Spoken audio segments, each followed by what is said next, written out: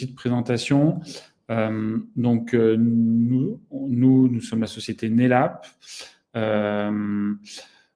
Nous sommes spécialisés dans l'e-learning et la formation de manière générale, puisqu'on ne fait pas que de l'e-learning. On aide principalement les organismes de formation, les écoles, à passer à l'e-learning et à digitaliser leur offre de formation.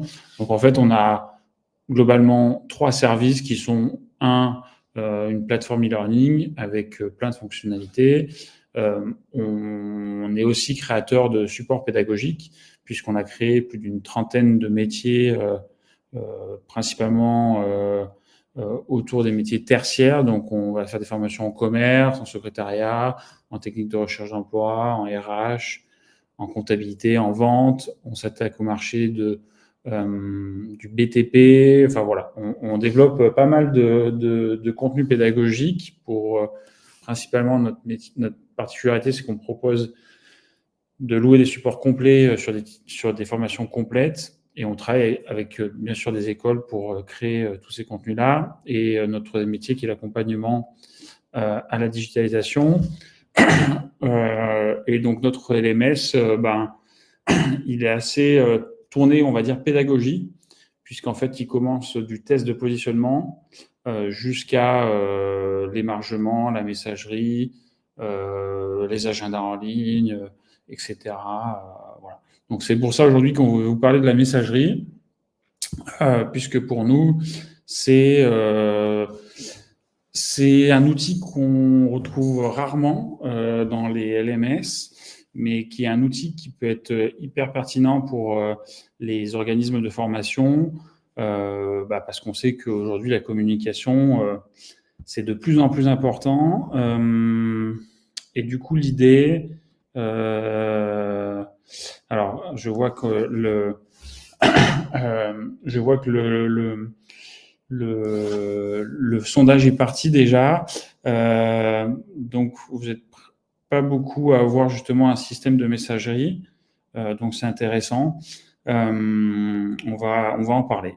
Alors, n'hésitez pas à répondre au vote, puisqu'on a lancé un vote pour savoir si vous avez une messagerie instantanée dans votre organisme de formation, dans votre école. Voilà. Et n'hésitez pas à utiliser le chat pour rebondir sur ce que je vais vous dire. Ça peut être intéressant, ça peut nourrir la discussion.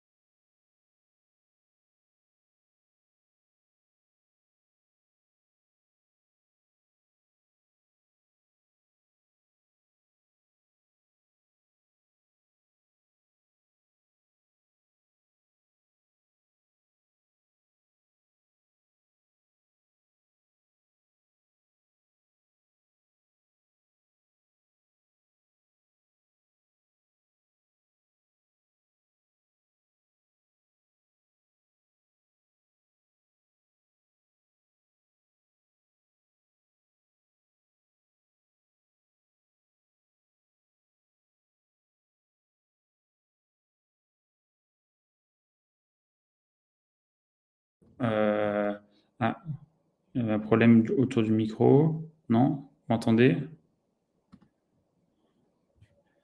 Ah, pardon, effectivement, j'avais un problème de micro et j'ai effectivement la communication qui a sauté. Excusez-moi. Donc, effectivement, alors, je disais, donc, l'idée, c'est de parler des enjeux de la communication pour les organismes de formation, pour les formateurs et les apprenants. Et donc, on va revenir là-dessus. Oui, excusez, j'ai vu que ça avait... j'avais eu une petite coupure, donc je vais revenir en arrière, vous inquiétez pas. Donc je disais, les enjeux de la communication quand on est organisme de formation. Alors on a mis la bienveillance. Effectivement, pourquoi? Parce que souvent, voilà, on est sursollicité en termes de communication. et effectivement, ça peut entraîner des choses pas très cool, hein, très honnêtement, et pas très professionnelles. Voilà, surtout du côté des apprenants et des formateurs, quand un formateur est sursollicité ou quand un apprenant est et n'a pas de réponse. Voilà, et puis effectivement, il y a toute une question RGPD où en fait beaucoup d'outils utilisés par les organismes de formation ne sont pas conformes à la RGPD et il peut y avoir quelques soucis entre apprenants qui se contactent, entre formateurs, etc. Donc l'idée en fait par rapport aux enjeux de la communication, un des enjeux, ça va être la sollicitation des équipes pédagogiques qui sont finalement sursollicitées. Et en fait, la problématique qu'on va avoir avec des outils de messagerie, alors souvent, ce qui est utilisé, c'est le mail ou le téléphone, WhatsApp, etc. C'est que trop de communication tue la communication. Et quand on a trop de mails, ben, on sait que on a des mails professionnels mélangés avec des mails d'apprenants qui nous posent des questions. C'est pas hyper clair, c'est pas hyper central en termes de communication.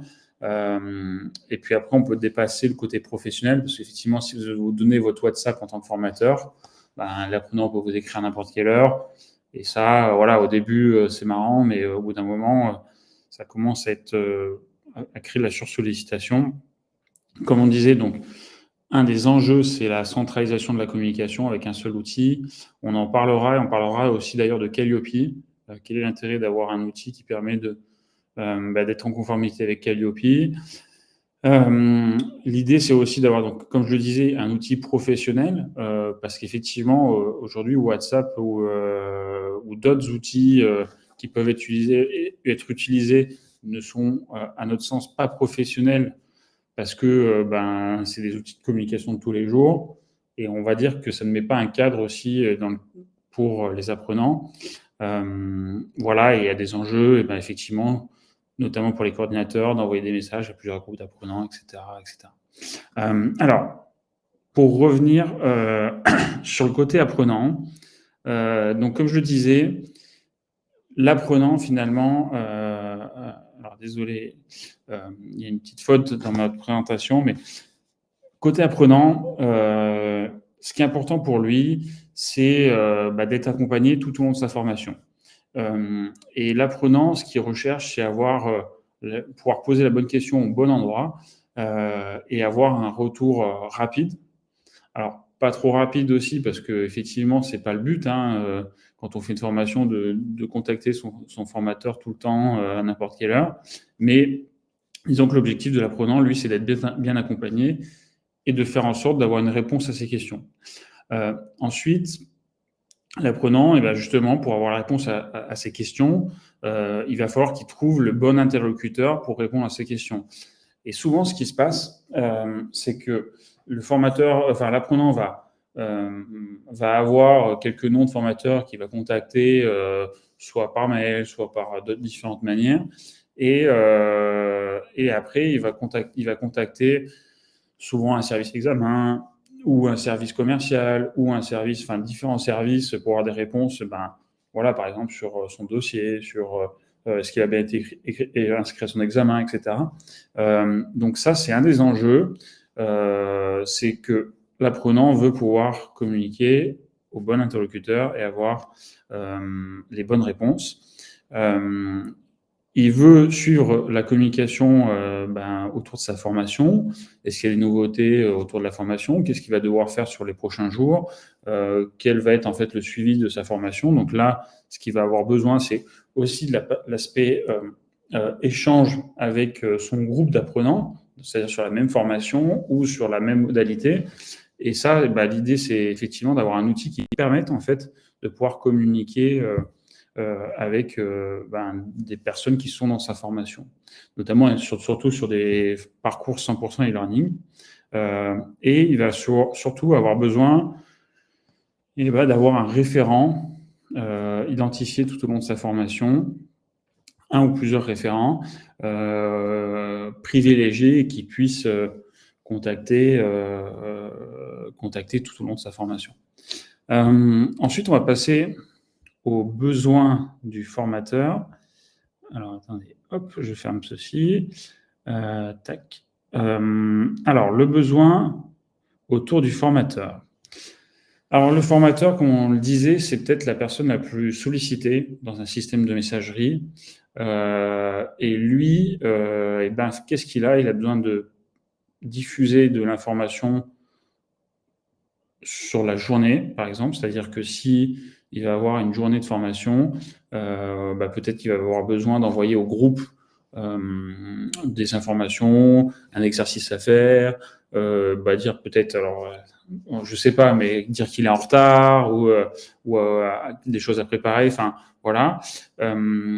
Il va, ça justement, c'est une des choses qu'on a créé dans notre outil, c'est qu'on permet comme on a l'agenda qui est lié à notre système de messagerie, ça permet aux formateurs de pouvoir contacter directement tous les apprenants qui sont censés venir sur la journée de formation.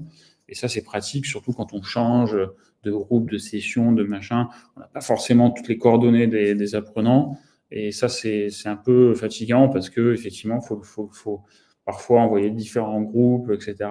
Donc là, c'est une des fonctionnalités qui est très appréciée parce qu'effectivement, on peut communiquer avec les apprenants sur une journée, sur un événement. Et ça, c'est bien pratique. Effectivement, il va y avoir ce qu'on appelle donc des messages groupés, mais il va avoir aussi besoin de communiquer avec certains apprenants en particulier pour les accompagner, pour vérifier que leur formation se passe bien. Il va avoir besoin de suivre ce qui a été fait avec les apprenants, de suivre les différents échanges. Et ça, des fois, les mails ne le permettent pas parce que finalement, on va avoir des systèmes de messagerie différents. On va utiliser les mails, on va utiliser parfois WhatsApp, comme je le disais, ou d'autres outils, Slack, par exemple. Donc, c'est important pour lui de pouvoir suivre les échanges qui ont été faits avec les apprenants. Et lui, finalement, le formateur, son vrai besoin, son gros besoin, c'est cette partie gain de temps. Parce que, comme on le disait, les formateurs sont souvent sursollicités.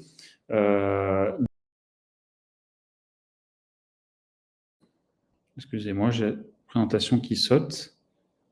Ils ont besoin ils sont souvent sursollicités, les formateurs, et eux, ils ont vraiment besoin de gagner du temps pendant leur formation et pas avoir 30 000 personnes qui les contactent. Et donc ensuite, on va passer à l'un des derniers rôles, parce que c'est pas forcément le seul, le coordinateur, mais en fait, le coordinateur, il a un rôle principalement je dirais, de contrôle, faire en sorte que qu'il puisse écrire à tous les apprenants d'une même ville, d'une même session, d'une même promo, etc. Il veut pouvoir diffuser que finalement son message reste bien, parce qu'effectivement, comme je disais, par exemple, pour avoir vu des écoles qui utilisaient Slack, le problème de Slack, c'est que c'est très bien, mais ça se limite où, en fait, comme vous communiquez, qu'il n'y a pas de droit, qu'il n'y a pas de RGPD, qu'il n'y a pas machin, tout le monde peut communiquer avec tout le monde, et du coup, ça limite. Des fois, il y a trop d'informations et il y a des informations qui sont parfois importantes que les apprenants ne peuvent pas, n'ont pas vues parce que finalement, dans le flux d'informations, c'est parfois perdu et du coup, ils n'ont pas vu des fois des informations importantes qui ont été diffusées dans le système de messagerie. Le coordinateur, il va vouloir effectivement échanger avec des groupes d'apprenants, mais l'un des rôles les plus importants que va avoir le coordinateur, c'est s'assurer de la qualité des échanges entre les apprenants et les équipes. Il va vérifier que les formateurs ne sont pas sursollicités aussi. Il va vouloir vérifier que les apprenants, ils ont bien des réponses à leurs questions. Et c'est pour ça que nous, on a créé pas mal de fonctionnalités qui nous permettent aujourd'hui de vérifier que les apprenants, ils ont bien des réponses à leurs questions avec un système de notification, etc. et de vue d'ensemble de la messagerie. On va vérifier effectivement que les formateurs ne sont pas sursollicités. Et surtout, on a créé un système de service, c'est-à-dire que vous allez pouvoir créer des services examen, services pédagogiques, services facturation, services handicap, par exemple, référent handicap. Et en fait, ça va fonctionner comme une forme de ticket, c'est-à-dire que les apprenants vont poser une question à un service examen, par exemple, pour savoir s'ils ont bien été inscrits à leur examen ou quelles informations ils vont avoir besoin pendant leur examen. Et ben, du coup, ça crée tout un système de tickets et ça permet de vérifier qu'on a bien une réponse pour tous les apprenants et que certains services ne sont pas sursollicités aussi. Voilà. Et un des points primordiaux, et c'est l'une des raisons qui nous a poussé aujourd'hui à créer un système de messagerie intégré au LMS de manière globale, c'est la conformité Calliope. Pourquoi ? Parce que souvent, ce qui se passait dans les organismes de formation, c'est qu'ils avaient des systèmes d'échange. Et comme Calliope oblige ou demande, en tout cas, parce que c'est important de Calliope par rapport à c'est aussi pour des enjeux de qualité et démontrer ce qu'on sait faire, demander des copies d'échange avec les apprenants et ce qui demandait aux équipes pédagogiques de faire des copier-coller, de mettre dans les dossiers Drive ou dans d'autres typologies de dossiers pour vérifier qu'il y a bien eu des interactions entre les formateurs, entre les apprenants, etc. Et c'est tout l'intérêt aujourd'hui d'avoir une messagerie intégrée à son LMS, c'est qu'en fait, vous allez écrire en live avec vos apprenants et vous n'allez pas avoir besoin de stocker l'information, puisqu'en fait, l'information va être stockée dans le dossier de l'apprenant. Et c'est ce qui va permettre en fait toute la conformité avec Calliope. C'est ce qui va servir de preuve au moment des audits de conformité en montrant effectivement que vous avez bien répondu aux apprenants en temps, en heure, vous avez mis en place un plan d'action. Et je dirais que c'est aujourd'hui le point, un des points les plus importants. Après, effectivement, il n'y a pas que ça. Il y a aussi, côté apprenant, d'avoir une certaine réactivité des formateurs, des services. Je pense que c'est très important aussi pour l'apprenant. On va recentrer quand même aussi, je dirais, l'idée centrale qui est quand même de satisfaire les apprenants et de faire en sorte qu'ils soient bien suivis. Donc voilà, pour conclure, je ne sais pas si vous avez... alors, quels critères Calliope en fait, sur différents critères, sur le critère de la satisfaction, sur le critère de faire en sorte que vous avez fait le suivi de l'apprenant. Donc, je ne sais plus quel critère c'est, je ne l'ai plus en tête. Je ne pourrais plus dire, mais dans un ou plusieurs critères Calliope, vous devez faire en sorte que vous avez pris en compte les retours de vos apprenants et que vous avez mis en place un plan d'action ou en tout cas que vous avez répondu à vos apprenants. Enfin voilà. Ça sert dans plusieurs critères qui sont généralement autour du suivi de l'apprenant finalement et de faire en sorte qu'on a bien suivi son apprenant. Si besoin, vous nous écrivez, on pourra regarder ça ensemble sur les critères. Je ne les ai plus en tête. Donc finalement, aujourd'hui, on a créé une solution, ou en tout cas la solution à rechercher pour avoir un système de messagerie instantanée parfaite. C'est un outil qui va vous permettre d'avoir un historique partiel des discussions avec les apprenants, donc notamment individuels. Avoir une restriction aussi sur les échanges de pièces jointes, qu'on ne puisse pas aussi faire n'importe quoi. Alors, restriction des pièces jointes, mais aussi restriction de ce qu'on va dire dans un système de messagerie professionnel. Voilà, on est là pour vraiment écrire et avoir des discussions professionnelles. Donc ça, c'est important. L'optimisation des notifications. On sait tous que sur notre téléphone, on a plein de notifications. Et encore une fois, c'est vraiment ce qu'on a essayé de créer dans notre solution, c'est d'apporter une solution. Et voilà, on est sollicité. Enfin, les apprenants sont limités dans qui peuvent contacter. C'est-à-dire que les apprenants ne peuvent pas contacter toutes les équipes pédagogiques. Ils ont un seul référent. Et c'est ça qui est important, puisque du coup, ça va limiter le flux côté formateur. Et côté apprenant, ben voilà, ça va au moins lui indiquer, je sais que je dois contacter telle personne, et c'est elle qui me répond, et voilà. Donc,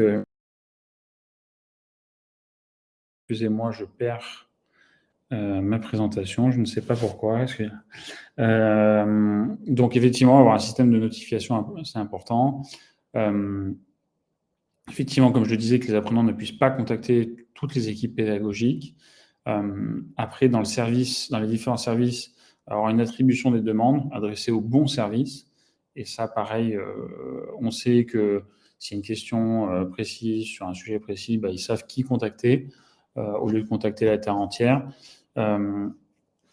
L'idée aussi, c'est d'avoir un outil qui permette finalement de créer des canaux, alors ce que nous on appelle des canaux, mais surtout créer des groupes de formation, de sessions, etc. automatiques, parce que c'est pareil, quand vous gérez à partir de 100, 200 apprenants, voire 500 apprenants par an, à chaque fois créer un groupe d'apprenants, relier des apprenants dans un groupe, ainsi de suite. Ah oui, mais voilà, avoir un outil connecté, un outil de messagerie connecté à son LMS et que les choses se fassent de manière automatique, c'est un gain de temps précieux, notamment si vous avez des entrées et sorties permanentes sur vos formations. Voilà, à chaque fois, supprimer différentes personnes de différents outils, c'est une perte de temps. Donc, si les choses peuvent être automatisées un maximum, c'est le top. Effectivement, la possibilité d'envoyer des messages groupés à différents canaux, voilà, effectivement, comme on le disait, finalement, ce qui est central, c'est communiquer le bon message à la bonne personne rapidement, à la ou les bonnes personnes. Voilà. Donc, je vois qu'on me demande le prix de ce système de messagerie. Ça, je vous invite à nous contacter. Vous pouvez me contacter. Je vais vous mettre mon adresse email à michael@snellap.com. Voilà, si vous avez des besoins d'un système de messagerie, n'hésitez pas. On pourra vous montrer un petit peu plus en détail comment ça fonctionne. Voilà. N'hésitez pas si vous avez des questions. On est dans le timing. Il nous reste 5 minutes. Je ne sais pas. N'hésitez pas à nous dire. Voilà, ça fait quelques mois qu'on fait ces webinars pour parler finalement aujourd'hui des besoins des organismes de formation en termes d'outils digitaux. N'hésitez pas. Est-ce que vous avez une question sur cet outil-là? Est-ce que vous avez d'autres problématiques qui ne sont pas aujourd'hui sur lesquelles vous n'avez pas forcément de réponse et d'outils adaptés à vos besoins? Est-ce que vous seriez intéressé par des cas d'usage? N'hésitez pas à nous dire voilà, ce que vous recherchez, ce dont vous avez besoin. L'idée étant de vraiment trouver des solutions aux problèmes, aux différents problèmes qu'on peut rencontrer. Voilà, avec notamment ces nouveaux usages de blended, de d'e-learning qui demandent effectivement encore plus de flexibilité. C'est ça aujourd'hui qui est important. C'est ce côté outil flexible, adaptable, voilà, qui permettent finalement de pouvoir travailler le plus rapidement possible et d'éviter justement, comme je disais, par rapport à Calliope, de devoir faire des copies d'écran, stocker, créer des comptes, ainsi de suite. Voilà. En tout cas, voilà, je reste disponible et ouvert aux questions si je peux vous répondre, si j'ai la réponse en tout cas.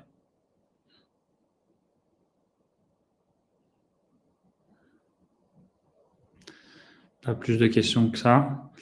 En tout cas, merci beaucoup pour avoir participé à ce live.